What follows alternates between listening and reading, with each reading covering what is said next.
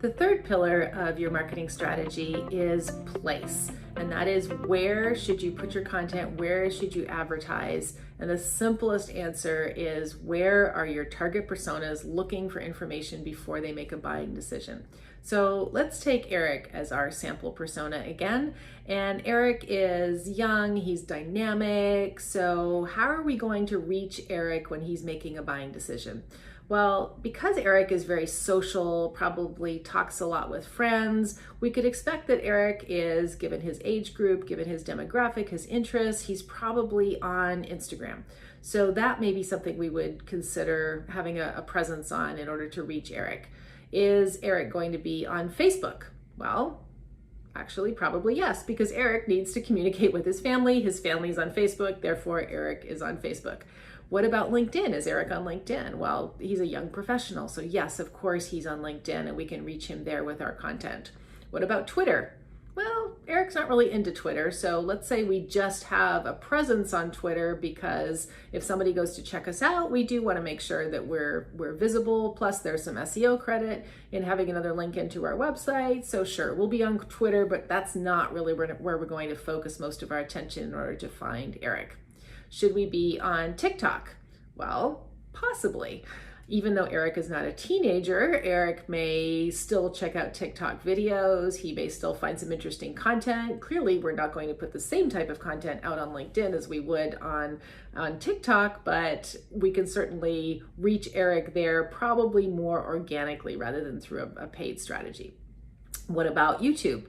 Well, Eric is certainly looking at videos like most of us are. Google also owns YouTube, so they may be showing videos in search results. So yes, we do want to be on YouTube, and that may be an interesting way to reach Eric cost effectively. What about other really creative channels? What about Hulu? What about Reddit? What about, should we, if we're in Facebook, should we join groups? Should we be on the local bus shelter? Should we be in magazines? Should we be in trade journals? All of this is going to really be dependent upon where Eric is looking for information because he's the guy we are trying to reach.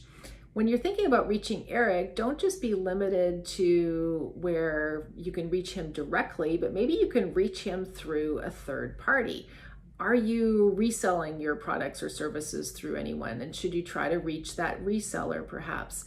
What about networking? That's a great way to try to reach your target audience because rather than a one-to-one, maybe you're not necessarily trying to find Eric directly. Now you're trying to find other businesses who sell to Eric, and maybe you can be referral partners, and that can be the gift that keeps on giving, and they can help refer other Erics to you. So in a nutshell, whether it be social media platforms or other advertising channels that you use, they really need to be where your persona is looking to gather information about you. You absolutely can't be everywhere. You can't do everywhere well. So if you're going to focus, you want to focus on the top information gathering channels where you will ultimately reach your target persona.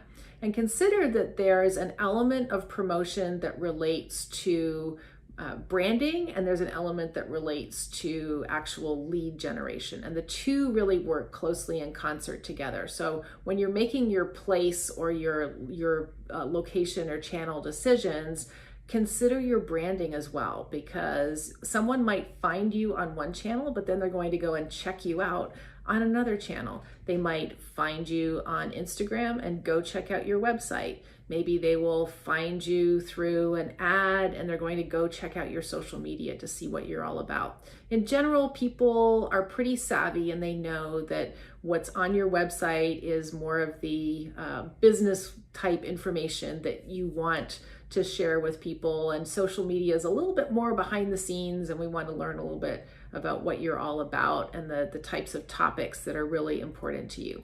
So blogging is a great way to help deliver that message in order to also give you that on-page content that can help Google to find you, as well as making sure that when somebody does find you, that they're able to hang around and learn a little bit more about you as they start to make more of an informed decision as to whether they want to purchase from you. So there's actually a really important psychology when it comes to branding that I mentioned earlier, that when they understand your story, then when they start to see your brand in other places, they remember that story. So part of your place decision is making sure that you're trying to express your brand message everywhere that your target persona is looking and might help to gather information to make a decision.